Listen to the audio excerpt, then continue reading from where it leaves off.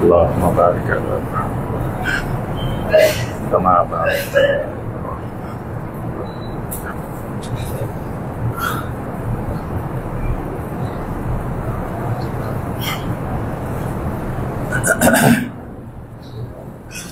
إن الحمد لله نحمده ونستعينه ونستغفره ونعوذ بالله من شرور أنفسنا ومن سيئات أعمالنا من يهده الله فلا مضل له ومن يضلل فلا هادي له وأشهد أن لا إله إلا الله وحده لا شريك له وأشهد أن محمدا عبده ورسوله يا أيها الذين آمنوا اتقوا الله حق تقاته ولا تموتن إلا وأنتم مسلمون يا أيها الناس اتقوا ربكم الذي خلقكم من نفس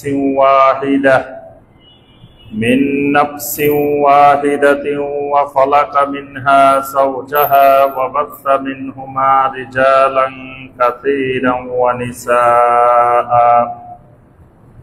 واتقوا الله الذي تساءلون به والأرحام إن الله كان عليكم رقيبا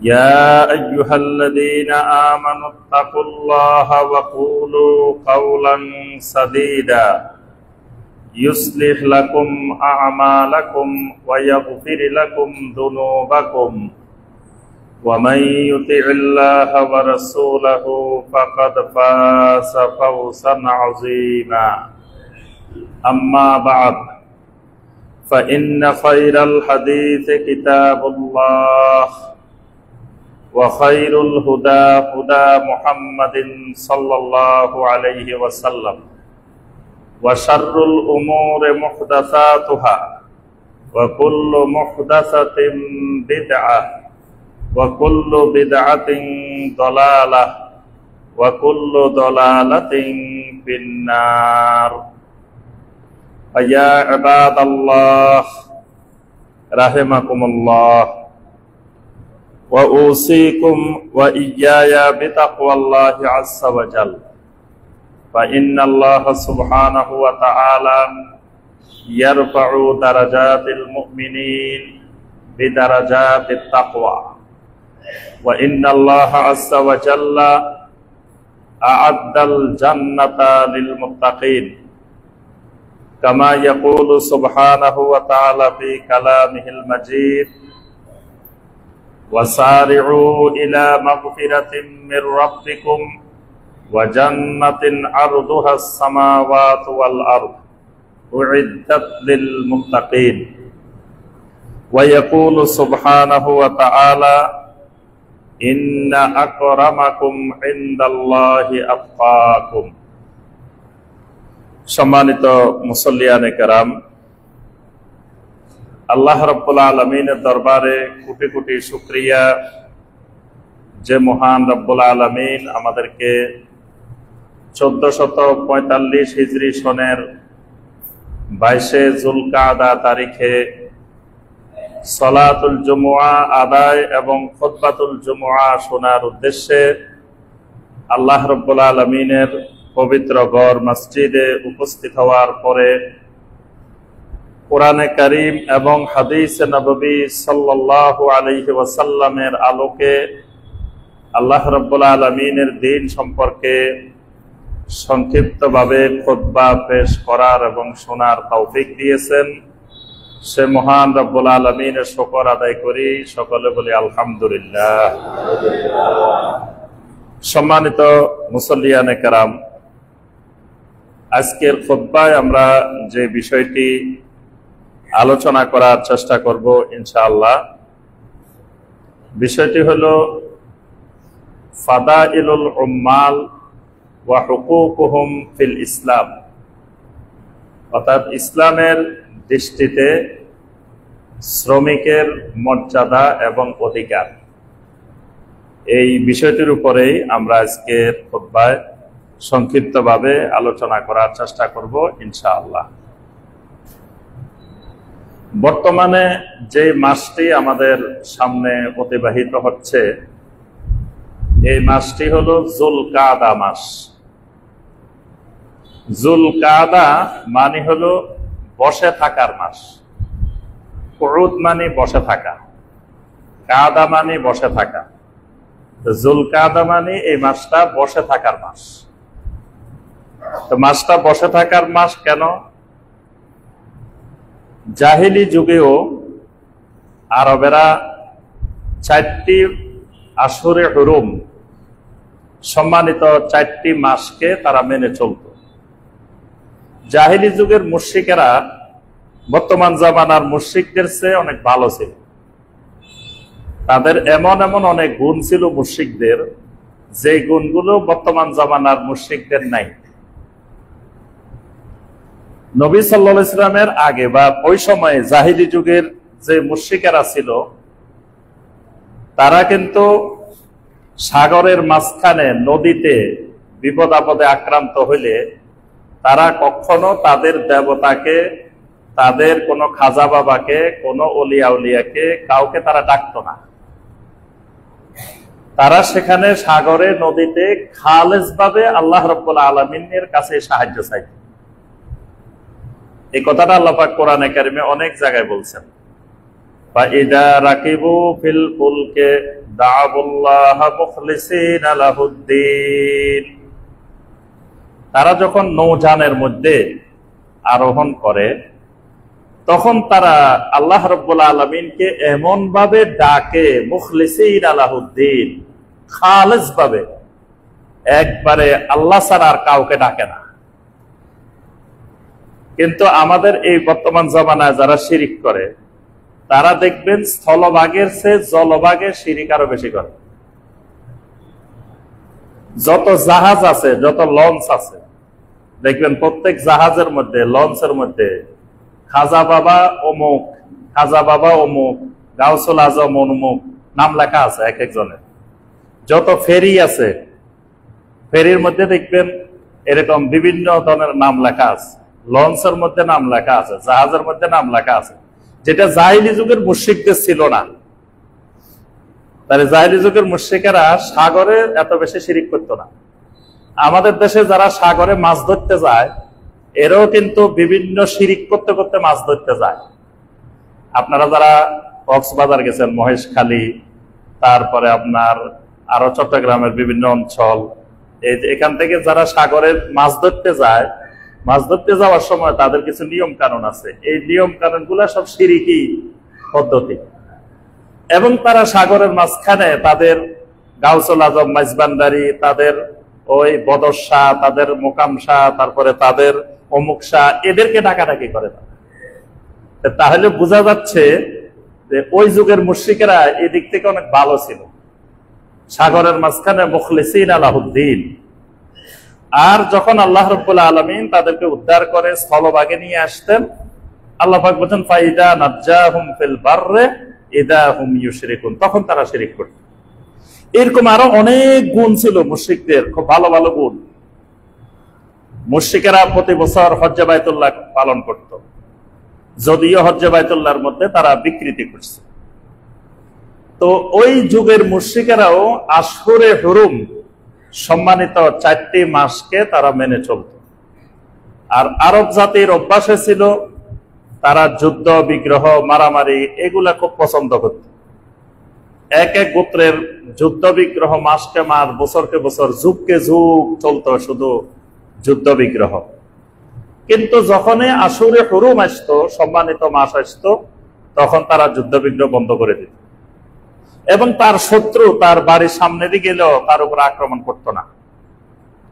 এবং এই আশুরে হুরুমটা মুশরিকেরা এই জন্যই মেনে চলতো, আল্লাহর ঘরের সম্মানে, বাইতুল্লাহর সম্মানে আশুরে হুরুমের মর্যাদা দিত তারা। কেন? রজব মাসটাকে তারা নির্ধারণ করত উমরা করার জন্য। শত্রু মিত্র সবাই মিলে আল্লাহর ঘরে এসে রজব মাসে উমরা করবে। এজন্য তারা রজব মাসটাকে মেনে চলতো আল্লাহর ঘরের সম্মানে। তারপরে এই জুলকাদা, জুলহিজ্জা, মুহররম, এই 3 মাসকে তারা হজ্জে বাইতুল্লাহর জন্য আল্লাহর ঘরের সম্মানে যুদ্ধ বিগ্রহ সব বন্ধ রাখত। তাহলে ওই জামানার মুশরিক আল্লাহর ঘরকে তাজিম করত, আল্লাহর ঘরের প্রতি তাদের প্রচন্ড মহব্বত ছিল, তাজিম ছিল। কিন্তু বর্তমান জামানার যারা শিরিককারী তারা আল্লাহর ঘরে যাইও শিরিক করে। দেখবেন আল্লাহর ঘরে যায়, আল্লাহর ঘরে সুতা কাটে নিয়ে আসে, গিলাপের সুতা কাটে। এই জন্য এই হজের সময় আসলে দেখবেন যে আল্লাহর ঘরের গিলাপটা কিন্তু উপরে তোলা থাকে, মানে হাত দিয়ে ধরতে পারবেন না গিলাপ।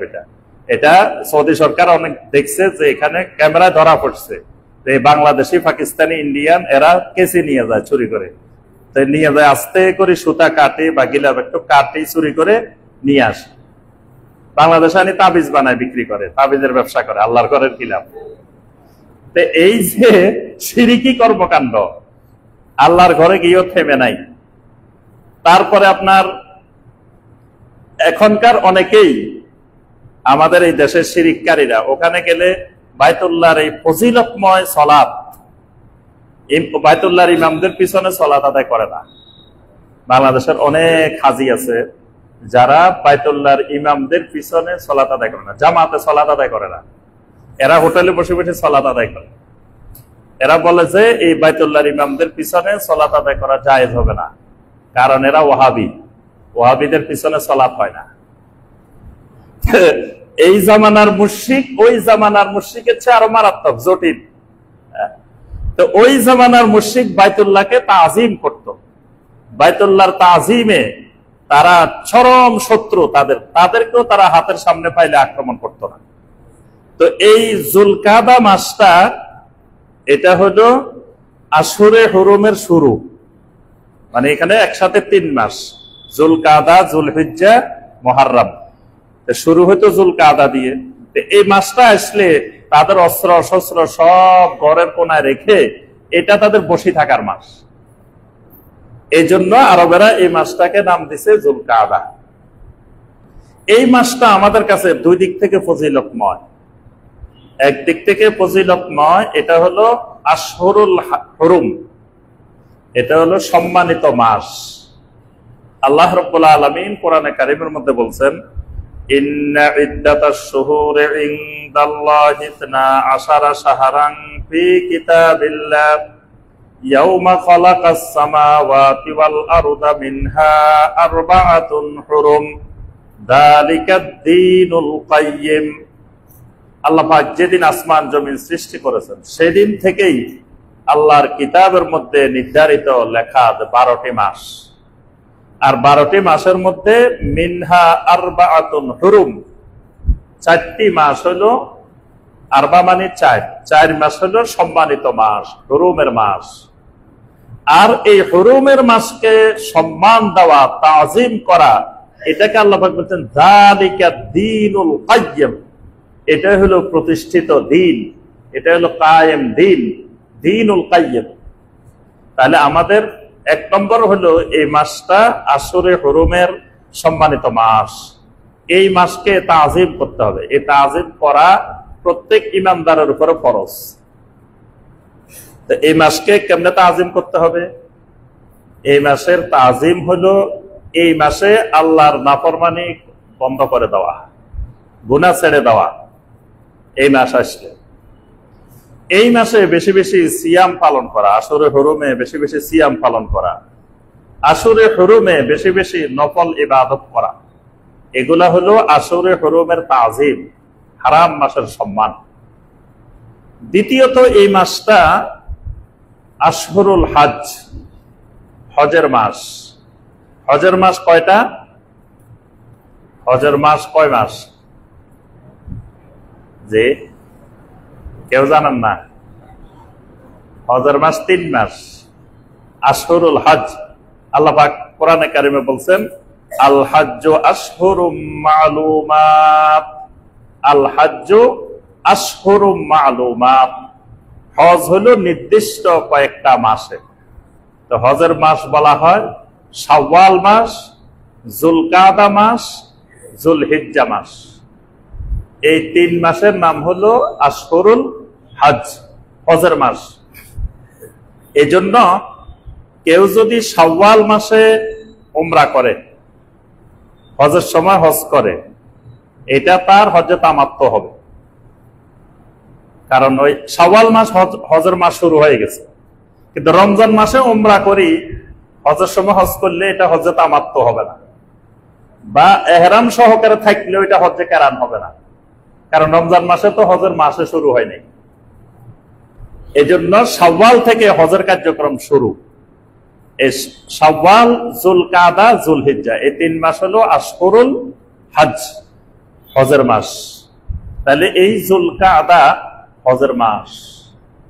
আর হজের মাসের আলাদা গুরুত্ব আছে, ফজিলত আছে। কারণ হজের মাসের সাথে অনেক ফাদাইল,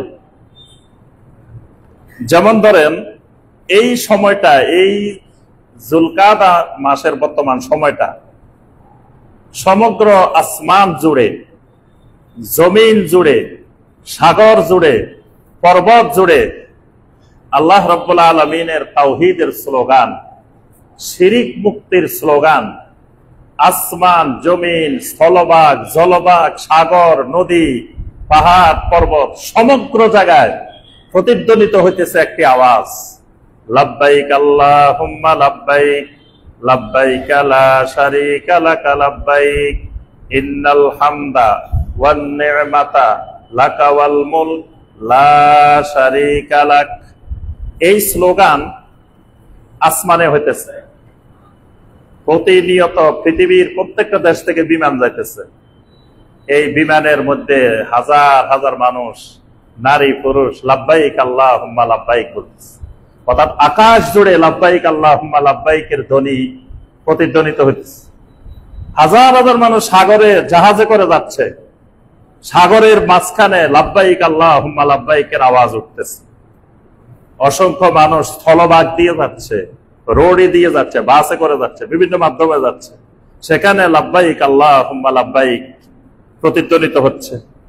অসংখ্য মানুষ পাহাড়ে দিয়ে, জঙ্গলে দিয়ে, বিভিন্ন জায়গা দিয়ে যাচ্ছে, সেখান দিয়ে লাব্বাইক আল্লাহুম্মা লাব্বাইক ধ্বনি উচ্চারিত হচ্ছে।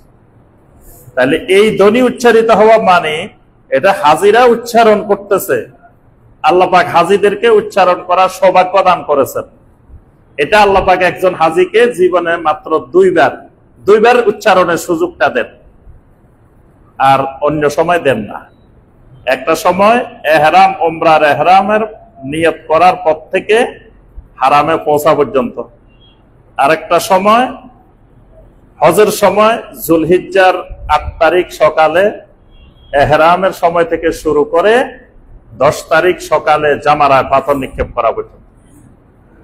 এই 2টি সময় আল্লাহ পাক একজন হাজিকে এই তৌফিকটা দেন এই তালবিয়া পাঠ করার। তাহলে হাজি তালবিয়া পাঠ করবে, আমরা যারা হাজি না, গায়রে হাজি, তারা ওই হাজিদের তালবিয়ার সাথে একমত, আমরা সাপোর্টার। তারা স্লোগান দিচ্ছে, আমরা এই স্লোগানকে শতভাগ সমর্থনকারী। এই জন্য দেখেন আরাফার দিনের সিয়াম, আমরা বাংলাদেশে থেকে আরাফার দিনের সিয়াম পালন করলে আল্লাহ রাব্বুল আলামিন কি করবেন? ইউকাফফিরু সানাতাল্লাতী ক্বাবলাহু, আল্লাহ পাক অতীতের 1 বছরের গুনাহ মাফ করে দিবেন, আবার সামনেরও 1 বছরের গুনাহ মাফ করে দিবেন। সুবহানাল্লাহ। এমন কোন আমল নাই যে আমলে সামনের 1 বছরের গুনাহ মাফ হয়। গুনাহ এখনো করেন নাই, গুনাহ মাফ হইব কেমনে? এখনো আগামী 1 বছর তো আমরা গুনাহ করিই নাই। এটা একমাত্র আরাফার সাথে সম্পৃক্ত। আমি বাংলাদেশে থাকি, আরাফার সওয়াব কেন পাইতেছি? আমি তো হজে যাই নাই, আরাফার ময়দানে যাই নাই। আমার আরাফাতের ভাই বোনেরা যে স্লোগান দিচ্ছে লাব্বাইক আল্লাহুম্মা লাব্বাইক, আমি বাংলাদেশে থাকি, এই লাব্বাইক আল্লাহুম্মা লাব্বাইকের সাথে একমত। যদি কেউ এই লাব্বাইক আল্লাহুম্মা লাব্বাইকের সাথে একমত না হয়, সে আরাফার কোনো ফজিলত পাবে না, কিচ্ছু পাবে না। সে সিয়াম পালন করলেও 0 পাইব, কোন নাম্বার পাবে না, যদি লাব্বাইক আল্লাহুম্মা লাব্বাইকের সাথে সে একমত না হয়। লাব্বাইক আল্লাহুম্মা লাব্বাইকের সাথে একমত কেমনে হবে? এই তালবিয়ার মধ্যে 2 বার আছে লা শারীকা লাক, লা শারীকা লাক। অর্থাৎ বাংলাদেশে থাকি যদি সে শিরিক মুক্ত থাকে তাহলে সে আরাফার ফজিলত পাবে। কিন্তু বাংলাদেশে থাকি শিরিক করে, তাওহীদ নাই, সে যত ইবাদত করুক, যত ফজিলত, যত আমল করুক, যত সিয়াম পালন করুক, কিচ্ছু পাবে না। কারণ সে লাব্বাইক আল্লাহুম্মা লাব্বাইকের সাথে এখনো একমত হইতে পারে নাই। এই জন্য এই যুলকাদা মাসটা আমরা হাজিদের জন্য তো খুবই গুরুত্বপূর্ণ, প্রতিটা মুহূর্তে গুরুত্বপূর্ণ। যারা হাজি না তাদের জন্য এই মাসটা, এই আশুরে হজের মাসটা গুরুত্বপূর্ণ। যে সে পৃথিবীর যেখানেই থাকুক এই তালবিয়ার সাথে সে একাত্মতা ঘোষণা করবে, নিজেকে শিরিক মুক্ত করবে, নিজেকে তাওহীদবাদী করবে, আহলুত তাওহীদ বানাবে। তাহলে দুই দিক থেকে এই মাসটা ফজিলত পায়। এই জন্য প্রথম কথা, সম্মানিত ভাই ও বোনেরা, আমাদের সামনে এই মাসটা চলে যাচ্ছে, আজকে 22 তারিখ হয়ে গেছে। তো সুতরাং এই মাসের তাজিম করা, এই মাসের হুরমাত, এই মাসের সম্মান, এটা আমাদের জন্য, প্রত্যেকের জন্য একটা গুরুত্বপূর্ণ বিষয়।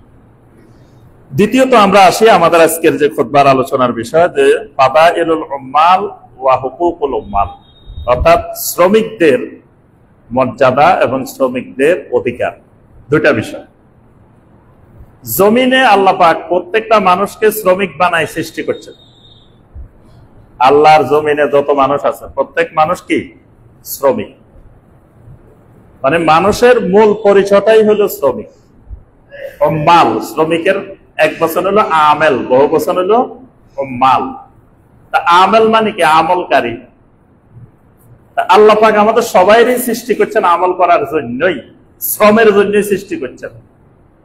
এই জন্য আল্লাহ পাক বলছেন সূরা জারিয়াতের 56 নম্বর আয়াতে কারিমা, ওয়ামা খালাকতুল জিন্না ওয়াল ইনসা ইল্লা লিয়াবুদুন, ইল্লা লিয়াবুদুন, ইবাদতের জন্য। তো ইবাদতটাই তো শ্রম। শ্রমের বিভিন্ন ধরন, ইবাদতটা হলো বিচিত্র ধরনের শ্রম। যেখানে আল্লাহ যে শ্রম দিতে বলেন ওই শ্রম দেওয়ার নাম ইবাদত। আল্লাহ পাক যদি বলেন এখানে বসে থাকো, এই বসে থাকার নাম ইবাদত। এখন আপনারা বসে রয়েছেন, বসে বসে খুতবা শুনতেছেন, এই বসে থাকাটা ইবাদত। আবার যখন সাফা মারওয়ায় যাবেন, আল্লাহ পাক বলতেছেন এখান দিয়ে একটু দৌড় দাও, দৌড় দিচ্ছেন, এটা ইবাদত। বাইতুল্লাহ চারিপাশে হাঁটছেন, হাঁটি হাঁটি ঘুরছেন, হাঁটাটার নাম ইবাদত। আরাফার ময়দানে গেছেন, বসে থাকবেন, উকুফ করবেন, অবস্থান করবেন, এটাই ইবাদত। যে বসে থাকতে পারতেছে না, অ্যাম্বুলেন্সে করে আসছে, সে অ্যাম্বুলেন্সে শুয়ে থাকবো, এটাই ইবাদত। মুজদালিফায় আসছেন, আল্লাহ পাক বলছেন এখানে বসে থাকিও না, এখানে শুয়ে থাকো। এখানে লম্বা হয়ে শুয়েছেন ময়দানের মধ্যে, এটার নাম ইবাদত। জামারার সামনে গেছেন, আল্লাহ পাক বলতেছেন এখানে পাথর মারো 7টা, এখানে পাথর মারার নাম ইবাদত। যেখানে যে হালতে যে অবস্থায় আল্লাহ থাকতে বলবেন এটার নাম ইবাদত। ইবাদতটাই হলো শ্রম, ইবাদতটাই হলো আমল। তাহলে আল্লাহ পাক আল্লাহর জমিনে প্রত্যেকটি মানুষকে শ্রমের উপযোগী করে সৃষ্টি করছেন। আর শ্রম থেকে বিমুখ থাকলে তার শরীরও নষ্ট হয়, তার রূহও নষ্ট হয়, তার ঈমানও নষ্ট হয়। শ্রম বিমুখ মানুষ, আপনি দেখবেন কোনো কাজকর্ম করিয়েন না, হাঁটাহাঁটিও করবেন না, তারপরে ব্যায়ামও করবেন না, কাজকর্ম করবেন না, খালি খাইবেন আর ঘুমাইবেন, খাইবেন আর ঘুমাইবেন, দেখবেন আপনার শরীর অসুস্থ হয়ে যাবে। আর এখন ডাক্তারের কাছে গেলেই কয় ডেলি এতক্ষণ হাঁটবেন, এতক্ষণ দৌড়াইবেন, এতক্ষণ ব্যায়াম করবেন। তাহলে আল্লাহ রাব্বুল আলামিন শরীরটাকে শ্রমের জন্য সৃষ্টি করছেন। শ্রম না দিয়ে বসে থাকবেন, আপনার এই শরীর আস্তে আস্তে সমস্যা তৈরি করবে। ঠিক আল্লাহ রাব্বুল আলামিন ইবাদত গুলাকেও শ্রম আকারে সৃষ্টি করেছেন, শ্রম আকারে আল্লাহ পাক নির্ধারণ করছেন। ইবাদত করবেন না, আপনার রূহ, আপনার কলব, আপনার ঈমান আস্তে আস্তে নষ্ট হয়ে যাবে। তাহলে শরীরেরও শ্রম দিতে হয়, রূহেরও শ্রম দিতে হয়, কলবেরও শ্রম দিতে হয়, ঈমানেরও দাবি শ্রম দেওয়া। এই জন্য আল্লাহর জমিনে সমস্ত আল্লাহর বান্দারাই মূলত শ্রমিক। আল্লাহ সবাইকে শ্রমিক বানাই সৃষ্টি করছেন। সুতরাং শ্রমিক হওয়া আনন্দের বিষয়।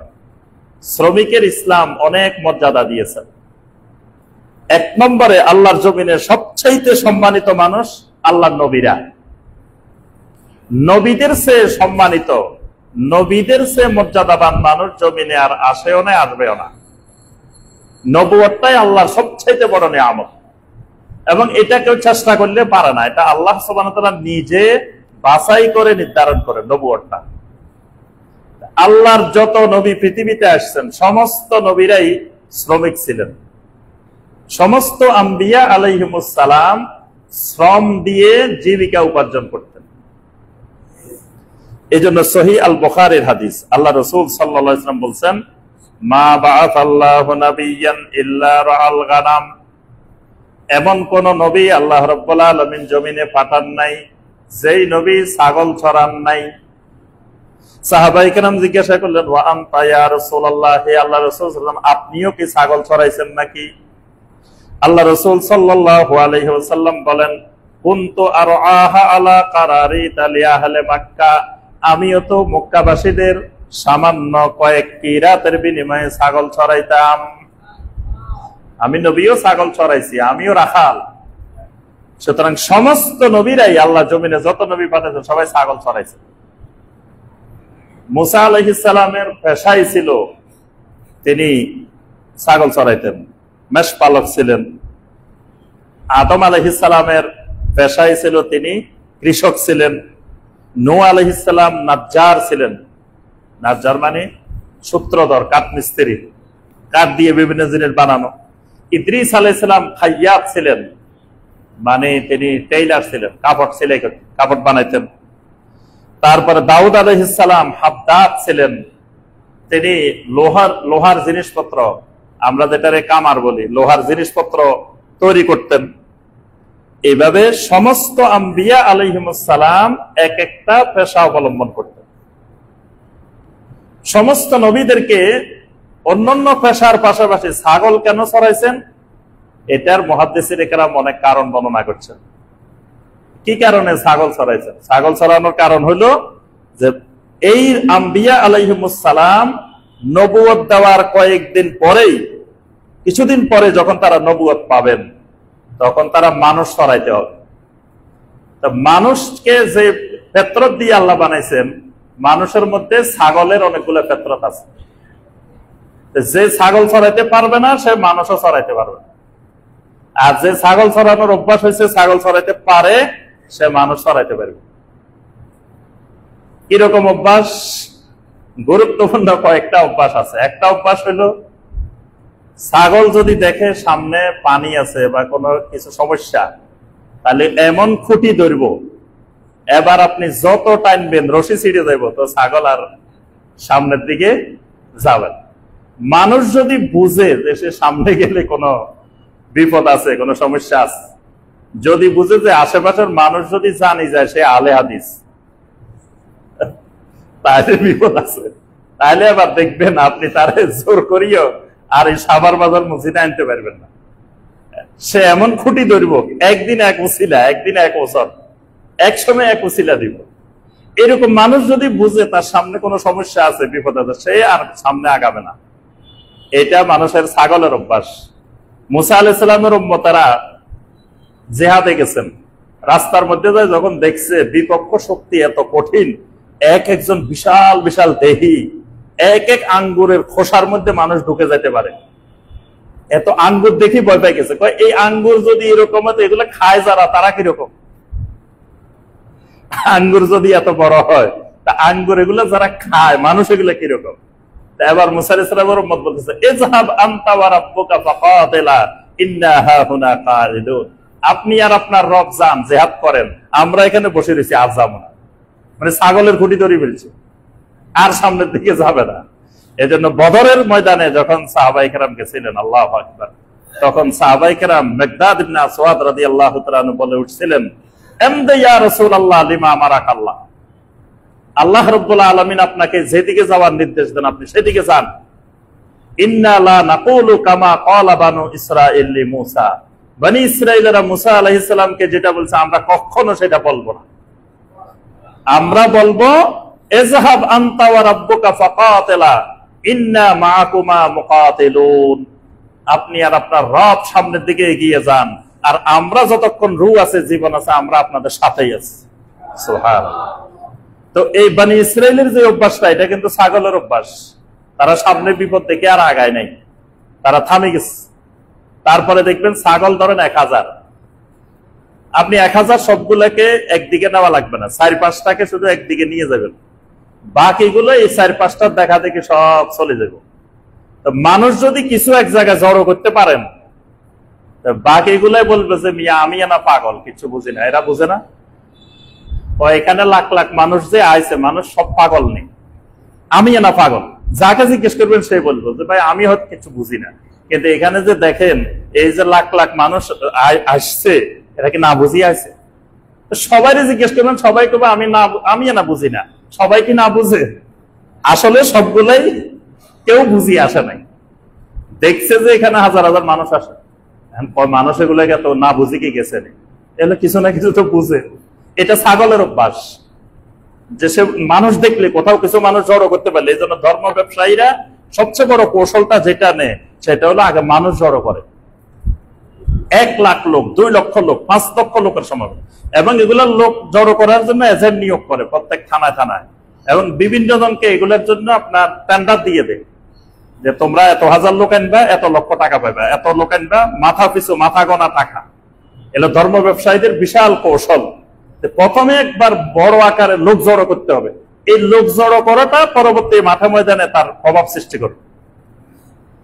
এটা ছাগলের অভ্যাস। মানুষ যখন দেখে কোন জায়গায় এত মানুষ গেছে, এই জন্য কোরআনে কারিমে আল্লাহ পাক বারবার বলছেন ওয়ালাকিন্না আকসারাহুম লা ইয়ালামুন বাল আকসারুহুম লা ইয়াকিলুন, অধিকাংশ জানে না, অধিকাংশের আকল নাই, অধিকাংশ জাহেল। এই কথা কোরআনে বারবার বলছে। মানে যারা তাওহীদবাদী তারা অধিকাংশের দিকে তাকাবে না, একবারে 99 জন একদিকে চলে গেছে, তাও সে যাবে না। এজন্য আল্লাহর অনেক নবী ছিলেন, পুরা সমাজে একজন তাওহীদবাদী, শুধু আল্লাহর এক নবী তাওহীদবাদী, তার একটা উম্মত নাই, কিন্তু তিনি সমাজের স্রোতে গা ভাসায় দেন নাই। এটা হলো তাওহীদবাদীদের পদ্ধতি। আর যাদের মধ্যে তাওহীদ নাই, তারা হলো জনগণ যেদিকে, তারা সেই দিকে, জনগণের বিপরীতে কখনো তারা যাওয়ার সাহস করবে না। এরকম মানে আরো অনেকগুলো ছাগলের অভ্যাস আছে। ছাগলের সারা রাত পড়াইবেন, সকালে পড়া নিবেন, দেখবেন সে পারে না, মাথা নাড়াইবেন। এরকম দেখবেন সারা রাত ওয়াজ শুনছেন, সকালে জিজ্ঞেস করবেন ভাই কি কি শুনছেন কম দেখি, একটাও কইতে পারে না। কি শুনছে? ছাগলের ওয়াজ শুনছে।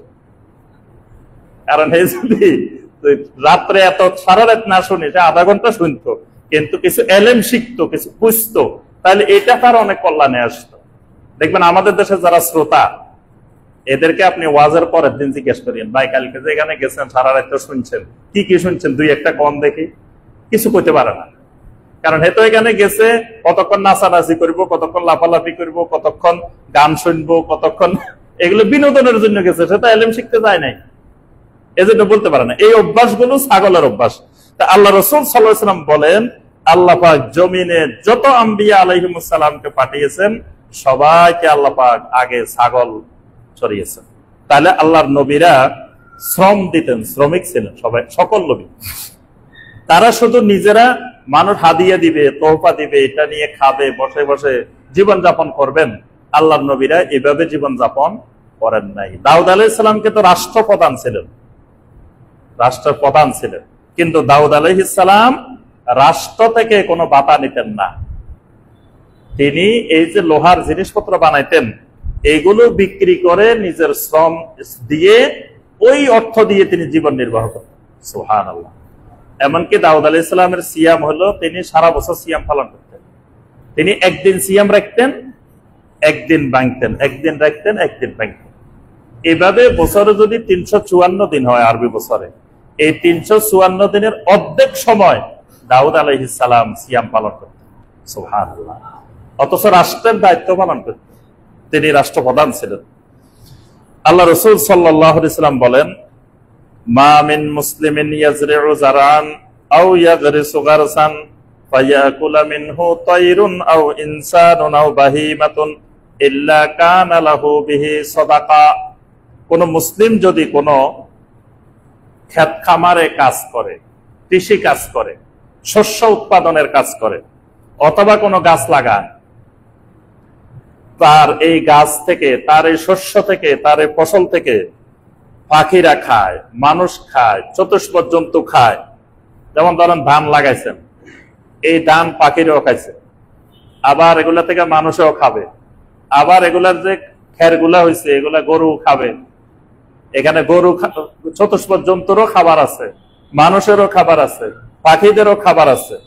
এখন আপনি সবকিছুর পরে বাজারে বিক্রি করছেন, কিন্তু বিক্রি করার পরেও আল্লাহ রাসূল সাল্লাল্লাহু আলাইহি ওয়াসাল্লাম বলেন ইল্লা কানা লাহু বিহি সাদাকা, আল্লাহ রাব্বুল আলামিন আপনাকে এর জন্য সাদাকার সওয়াব দান করবেন।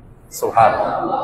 মানে আপনি টাকাও পাইছেন, বিক্রি করে কিন্তু টাকা পাইছেন, কিন্তু তারপরেও এই পরিমাণ ধান আল্লাহর রাস্তায় সাদাকা করলে যে ফজিলত হইতো, আল্লাহ পাক সেই ফজিলত দিবেন।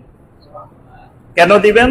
কারণ আপনি যদি চাষাবাদ না করে বসে থাকতেন, তো মানুষের কাছে টাকা আছে, চাউল নেই, তো মানুষ চাউল পাইতো কোথায়?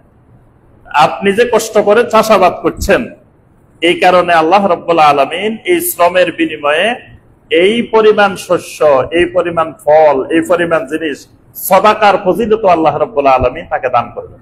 সুবহানাল্লাহ। আল্লাহ রাসূল সাল্লাল্লাহু আলাইহি ওয়াসাল্লাম যারা ব্যবসা বাণিজ্য করে শ্রম দেয়, ব্যবসার পিছনে শ্রম দেয়, এদের ফজিলত বর্ণনা করে আল্লাহ রাসূল সাল্লাল্লাহু আলাইহি ওয়াসাল্লাম বলেন আত-তাজিরুস সাদুকুল আমিন মা'আন নাবিয়্যিন ওয়াস-সিদ্দীকিন ওয়াশ-শুহাদা, যেই ব্যবসায়ী হবে আস-সাদুক, সত্যবাদী, মানে তার ব্যবসা বাণিজ্যের ক্ষেত্রে সত্যবাদিতা, দোষ ত্রুটি গোপন করে না, ভালো জিনিস দেখায়, খারাপ জিনিস দেয় না, ওজনে কম দেয় না, সত্য কথা বলে, যতটুকু আছে ততটুকু বলে। আর আল আমিন, আমানতদার, বিশ্বস্ত ব্যবসায়ী, এরকম ব্যবসায়ী যদি ইমানদার হয়, তাহলে কিয়ামতের ময়দানে মা'আন নাবিয়্যিন ওয়াস-সিদ্দীকিন ওয়াশ-শুহাদা, এরা নবী রাসূলদের সাথে, সিদ্দীকিনদের সাথে, শুহাদাদের সাথে থাকবে। সুবহানাল্লাহ। তাহলে আপনি ব্যবসার পিছনে শ্রম দিবেন, এটার মধ্যে আল্লাহ রাব্বুল আলামিন কত ফজিলত রেখেছেন, যে নবী রাসূলদের সাথে, সিদ্দীকিনদের সাথে, শুহাদাদের সাথে হাসর হবে। সুবহানাল্লাহ। সাহাবায়ে কেরাম রাদিয়াল্লাহু তাআলা আলাইহিম আজমাইন, তারাও কেউ বসে খাইতেন না, সবাই শ্রম দিয়ে জীবন নির্বাহ করতেন। আব্দুর রহমান ইবনে আউফ রাদিয়াল্লাহু তাআলা আনহু, তিনি যখন হিজরত করে গেলেন মদিনাতে, আল্লাহ রাসূল সাল্লাল্লাহু আলাইহি ওয়াসাল্লাম সাদ ইবনে আনসারী রাদিয়াল্লাহু তাআলা আনহুকে তার সাথে ভাই বানাই দিলেন।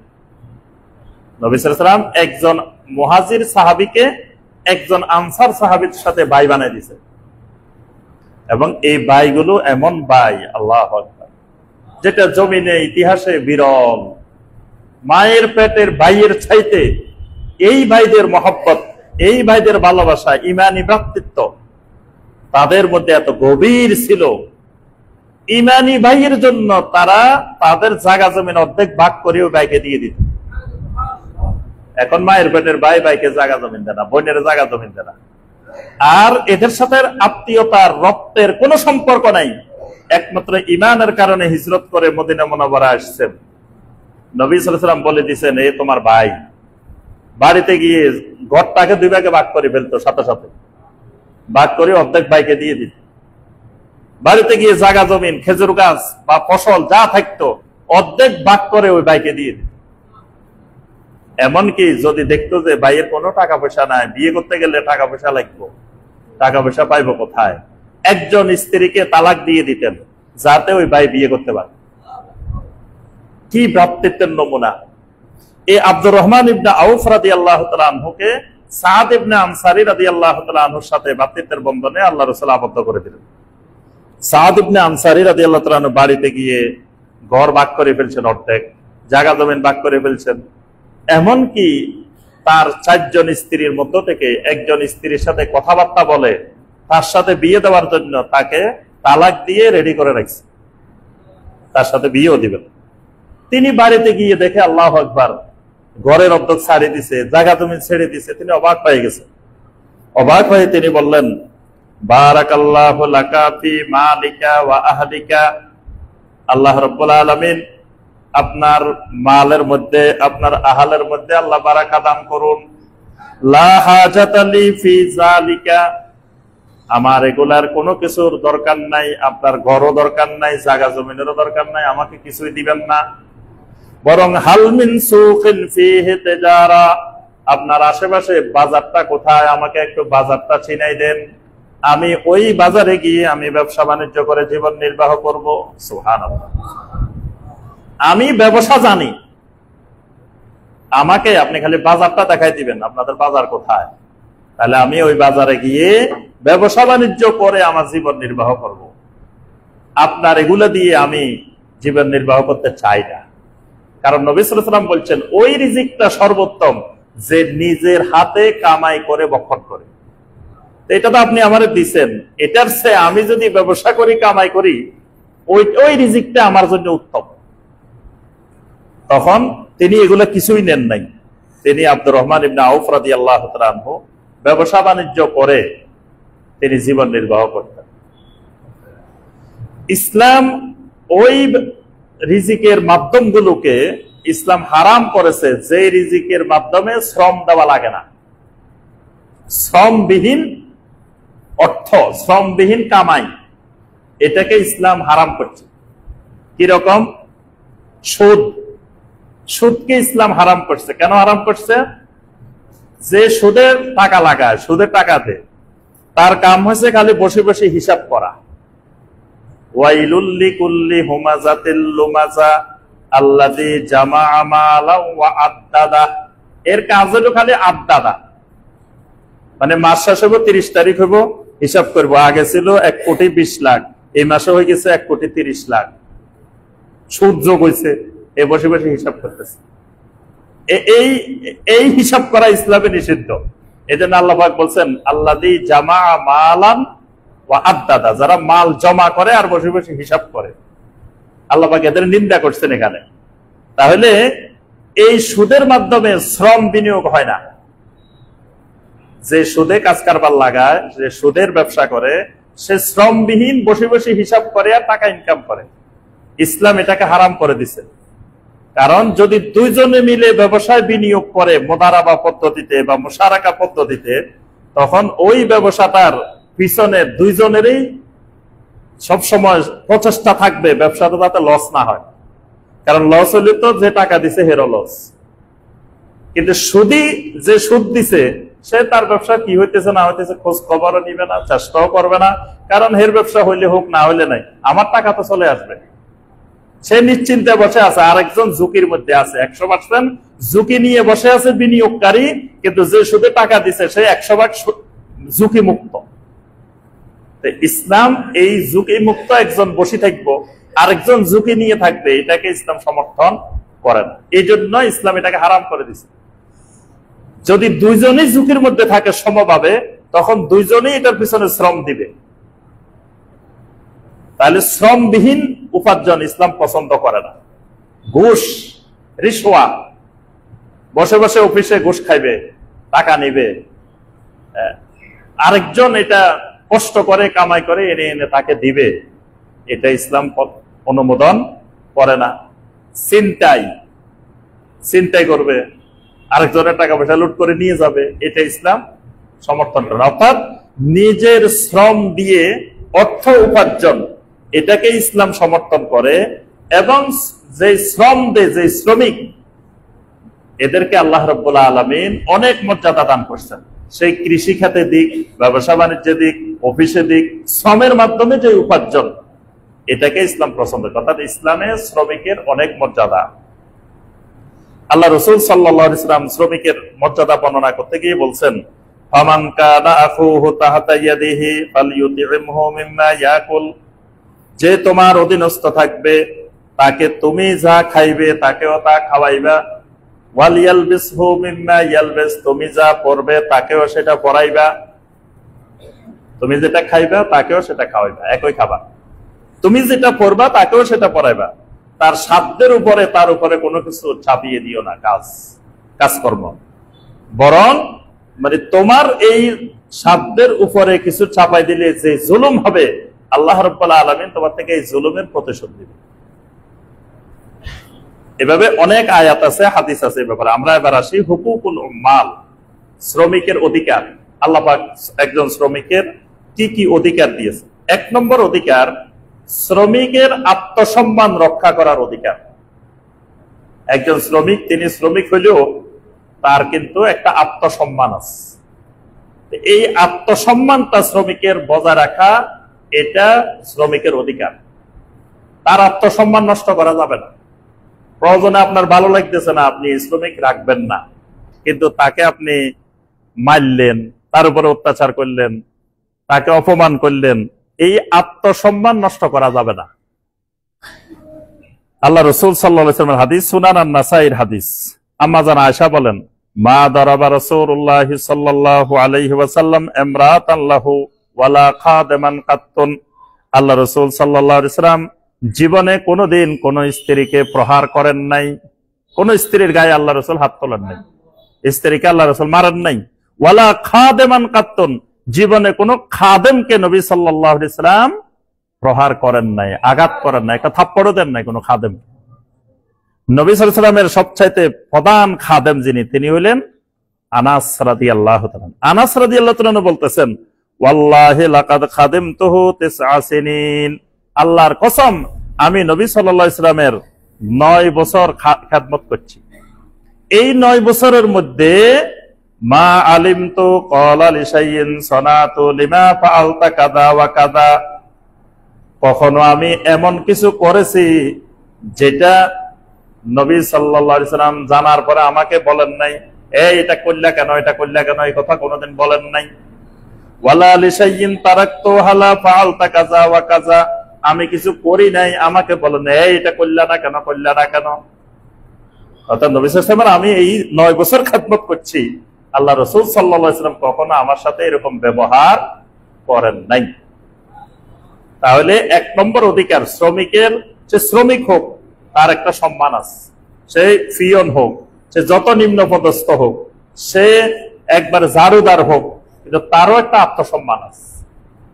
এই আত্মসম্মানটা ইসলাম ফরজ করে দিছে। তার আত্মসম্মানে আপনি আঘাত করতে পারবেন না। আত্মসম্মানে আঘাত করাটা জুলুম। একজন মসজিদের মুয়াজ্জিন, মসজিদের খাদেম, এটা মুয়াজ্জিন হোক, খাদেম হোক, যে পদেই হোক, তার একটা আত্মসম্মান আছে। আপনি তার আত্মসম্মান নষ্ট করার অধিকার নাই। এইভাবে সর্বসেক্টরে, সব জায়গায়, সকল শ্রমিকের একটা আত্মসম্মান। এই আত্মসম্মান রক্ষা করা, এটা শ্রমিকের অধিকার। এটা আল্লাহ প্রদত্ত অধিকার, আল্লাহ রাসূল সাল্লাল্লাহু আলাইহি ওয়াসাল্লাম প্রদত্ত অধিকার। এটা আমরা দেখি শ্রমিকের এই আত্মসম্মানটা রক্ষা করা হয় না। মনে করে শ্রমিকের আবার কিসের সম্মান, কিসের আত্মসম্মান, মানে শ্রমিককে মনে করে যে আপনার সুন্দর করে কথা বললে এটাও অনেকে খারাপ মনে করে। আপনারা দেখবেন যে আপনি যখন চা দোকানে যাবেন, তো একটা চা দিবে, এটা সুন্দর করে বলবে না, এটা এই এদিকে, এই চা দে, এই এটা কর, মানে তার কোনো সম্মান বলতে কিছু নাই। আবার আপনি সুন্দর করে বললেও আবার শুনে না, কারণ হেরাও অভ্যস্ত হয়ে গেছে। আপনি যে সুন্দর করে কইবেন, 10 মিনিট বসে দিয়েছেন, আপনারা চাও দিবে না। আরেকজন যখন এরকম করে কইছে, এ বলার আগে নিয়ে আসছে। আমি কয়েক জায়গায় এরকম যাই বসে দিয়েছি, বলছে আপনি এইভাবে সারাদিন বসে থাকলেও পাইবেন না, কারণ এদের অভ্যাস হয়ে গেছে যে এদেরকে এইভাবে ব্যবহার না করলে, সুন্দর ব্যবহার করলে এরা শুনে না। এটা হলো মানে ওই তার আত্মসম্মান, হেও ধরে নিছে আমার আত্মসম্মান নাই। যারা আসতেছে এরাও মনে করতেছে এর কিসের আত্মসম্মান, এই ছোট্ট জায়গায় চাকরি করে, ছোট্ট পদে চাকরি করে। কিন্তু ইসলাম এটাকে সমর্থন করে না।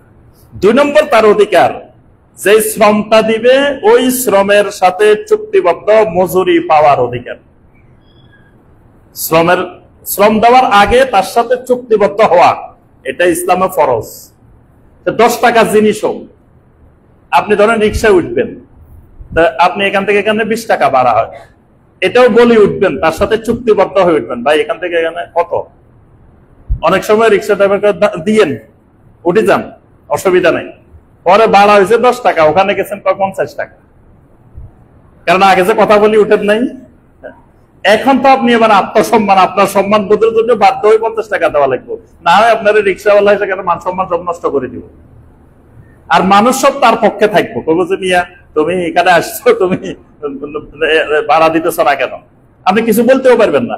এই জন্য ইসলামের নীতিমালা হলো যে কোনো শ্রম নেওয়ার আগে শ্রমিকের সাথে আপনি চুক্তিবদ্ধ হইবেন, চুক্তিবদ্ধ হয়ে যে তোমাকে এটা এই কাজটা করবে, এই শর্ত, টাকা কত দিতে হবে বা কি দিতে হবে, এই শর্তে আবদ্ধ হয়ে তারপরে তার শ্রম দেওয়ার পরে তার এই মজুরি পাওয়াটা তার অধিকার। কোরআনে কারিমে সূরা আল কাসাসের 25 নম্বর আয়াত মুসা আলাইহিস সালামের ঘটনা আল্লাহ পাক বর্ণনা করে, সেখানে শ্রমিকের অধিকারগুলো আল্লাহ বর্ণনা করছেন। মুসা আলাইহিস সালাম যে আপনার এখান থেকে মিশর থেকে চলে গেছিলেন কোথায়, মাদায়েন। মাদায়েনে যাওয়ার পরে দেখলেন যে তিনি এক জায়গায় বসে রয়েছেন গাছের নিচে, দেখলো যে অনেক মানুষ ছাগলকে আপনার এখানে সবাই আসছে পানি নেওয়ার জন্য। এখন দেখা গেছে দুইটা মেয়ে দাঁড়ায় রয়েছে, তারা মানুষের ঠেলায়, মানুষের কারণে আসতে পারতেছে না।